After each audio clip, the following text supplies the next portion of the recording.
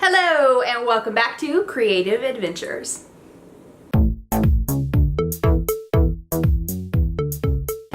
Oh my gosh, I have so much work to do.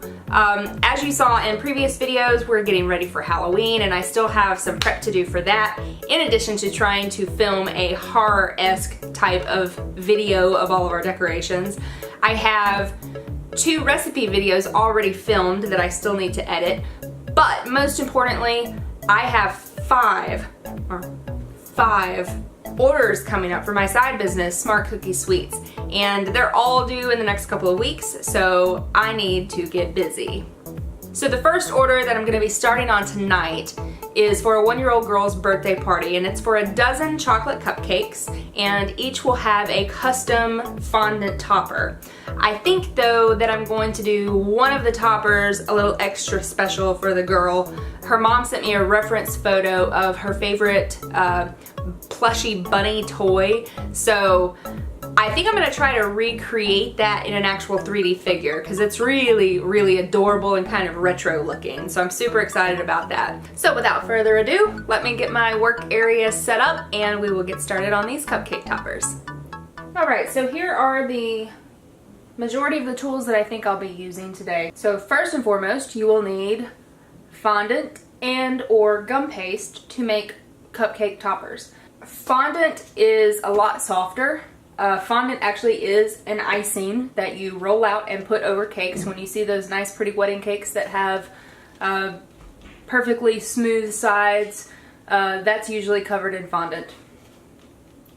So for cupcake toppers, if you're going to be making flat toppers that sit right on top of your buttercream or your cream cheese icing or whatever kind of frosting you have, I would highly recommend just using straight fondant. Because it can be eaten. It's not going to break your teeth when you bite into it. It is just another kind of icing. Or the people eating the cupcakes could just pull them off if they don't like the texture or the taste of fondant, because some people don't.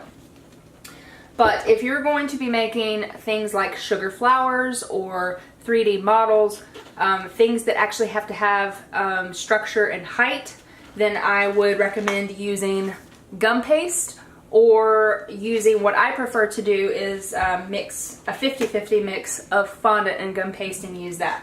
And here's why. Fondant is very soft. Once you get it kneaded out, it's soft, and it does dry up a little bit. It does kind of form a crust, but it's not going to get completely hard where if you bite into it, it's going to crunch.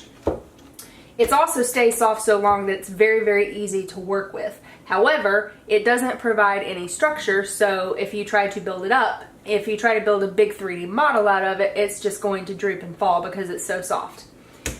Gum paste gets completely solid. It gets hard as a rock. So when you're making like sugar flowers, when those petals dry, when the individual petals of the flowers dry, you can snap them in half and they will crunch when you do it. It just gets solid as a rock.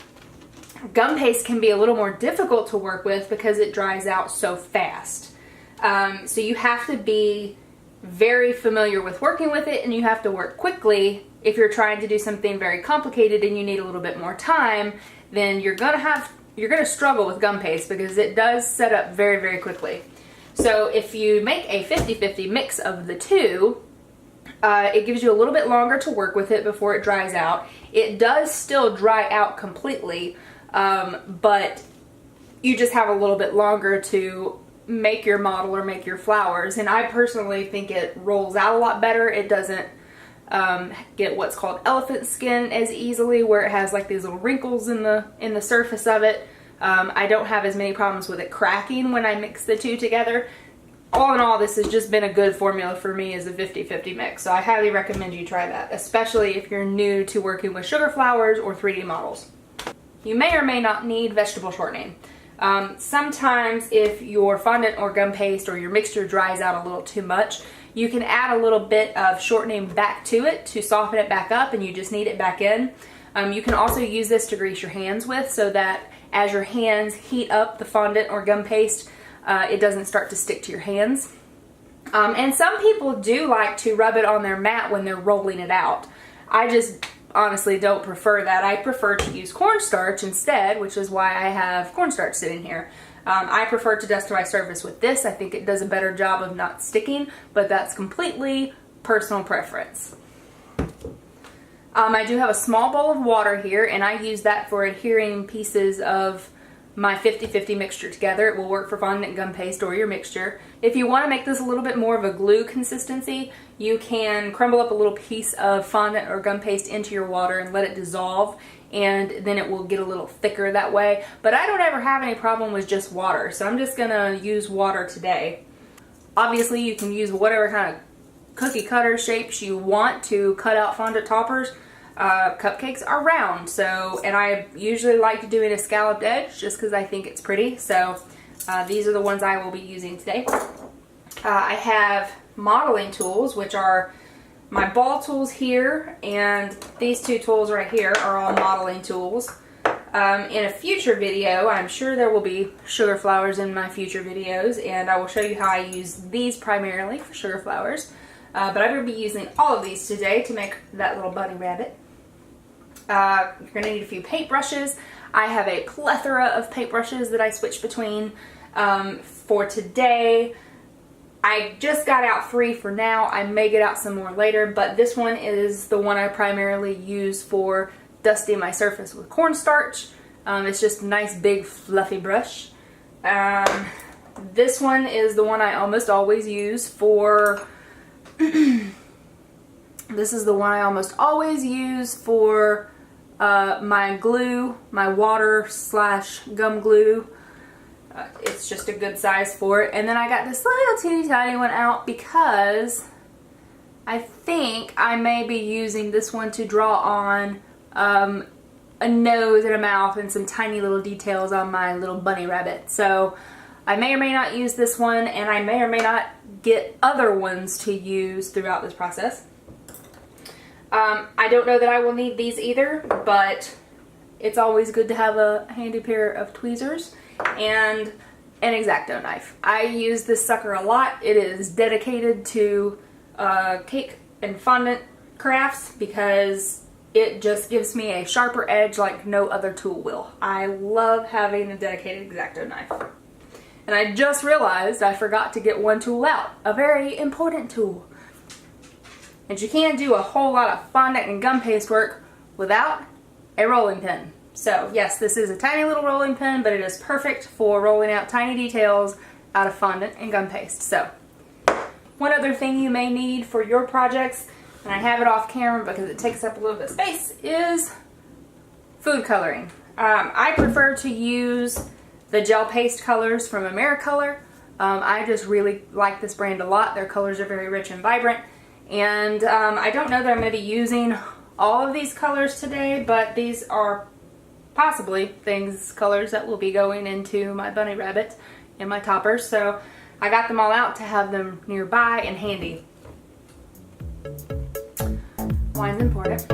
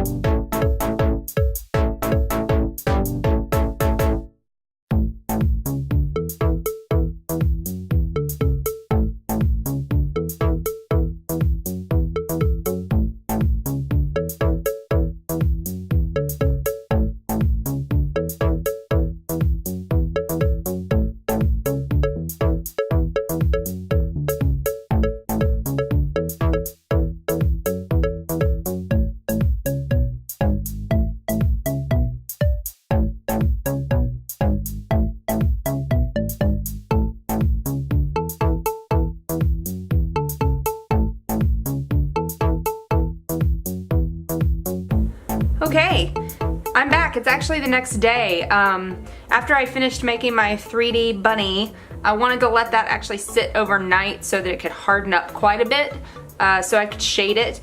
And I also had to get up really early this morning, and I did not want to be up all night working on the rest of the cupcake toppers. So I'm not actually going to be baking and decorating the cupcakes until tomorrow, so I knew that if I waited one more day to actually make the flat toppers, that would be perfectly fine.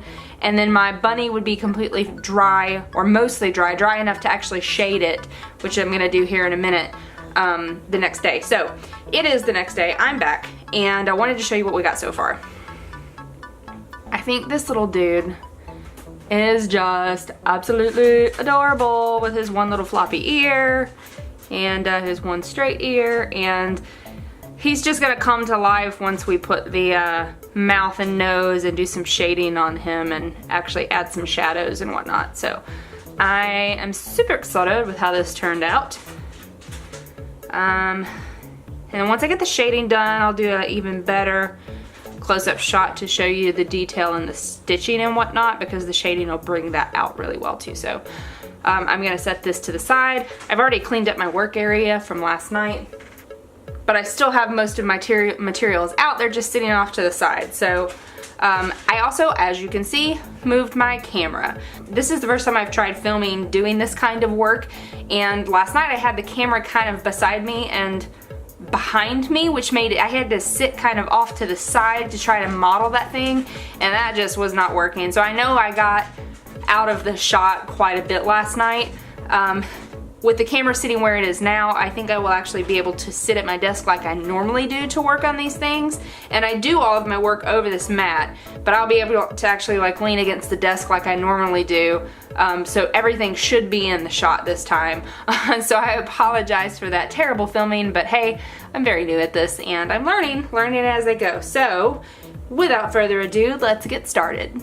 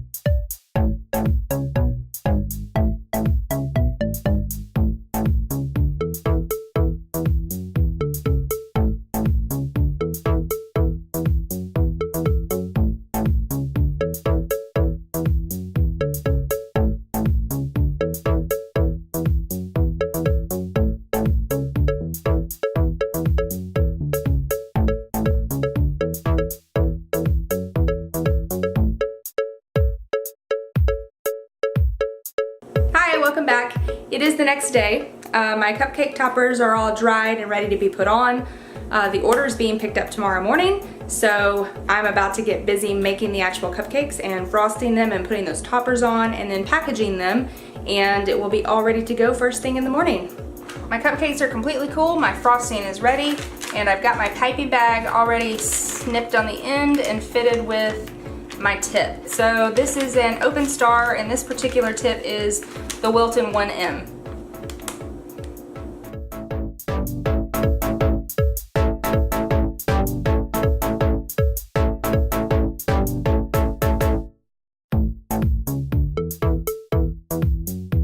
Okay, so those are absolutely adorable, just as they are. They don't even need cupcake toppers, they're so pretty, but the cupcake toppers are just gonna add a really unique custom element that you can't get anywhere else. So, and look how much frosting I have left over. So these two cupcakes are the ones that I'm keeping for myself. So I'm gonna actually pile them high with frosting so you can see what that looks like too, since I have so much left over.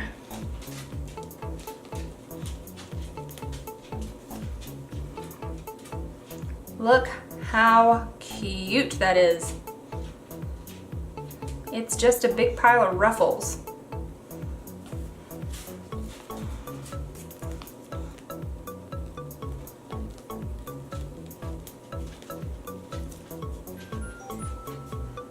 And that's the last one. All right, let me go gather up the cupcake toppers that we made last night, and we'll get them on top. You guys, can we just take a minute to talk about how stinking cute these cupcake toppers turned out? Like seriously, I can't even stand it. I'm gonna try to pick this up real carefully. His ears are still a little bit wet, and I just don't want to knock them off. Look how stinking cute that turned out. I really hope it's focusing, because I noticed when I was making this the other night, it wasn't focusing real well. So I hope it's doing it now so you can see all the little detail in this guy. He's so stinking cute. And he has a little tail in the back. He's so cute. Here, I'm almost off camera. He has a little tail in the back. How cute is that? And these little matching bunny tails that we made. Oh my goodness. Used the little sugar pearls to make the fluffy tail. I just absolutely love it. These may be my favorites that I've made so far. These are just so cute. And then we've got the little S's for Sophia and the ones for her birthday.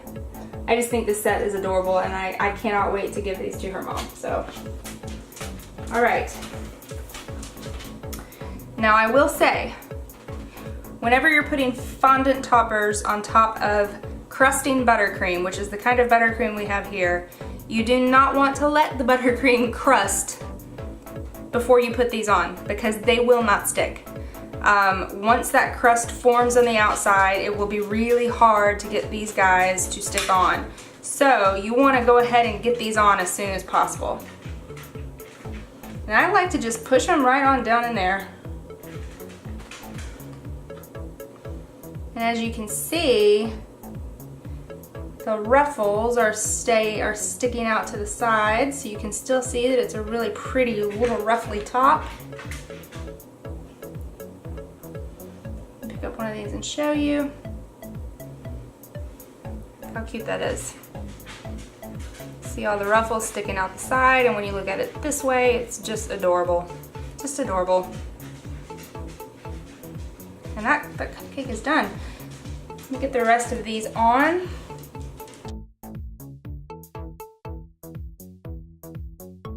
Now I'm gonna wait until I get these boxed up to put this dude on, because he's heavy, and I think it'll be actually harder to put the cupcake in the box with the topper on it. So I'm gonna get them boxed up first, and then we'll put that one on.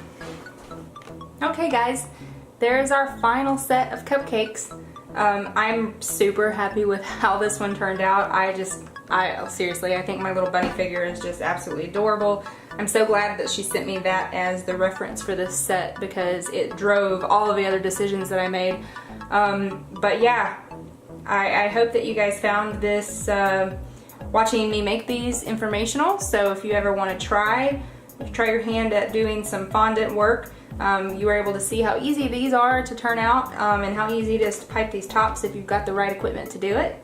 So I hope you enjoyed. Like I said, I'll leave links below for you for some of the recipes I used and some of the brands I used and just some information that we talked about throughout the video.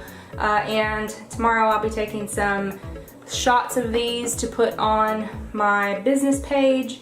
So I'll pop those right at the end of the video so you can see the final shots of these guys. Alright, thanks everybody. Hope you enjoyed, and we'll see you next time on Creative Adventures. Bye bye.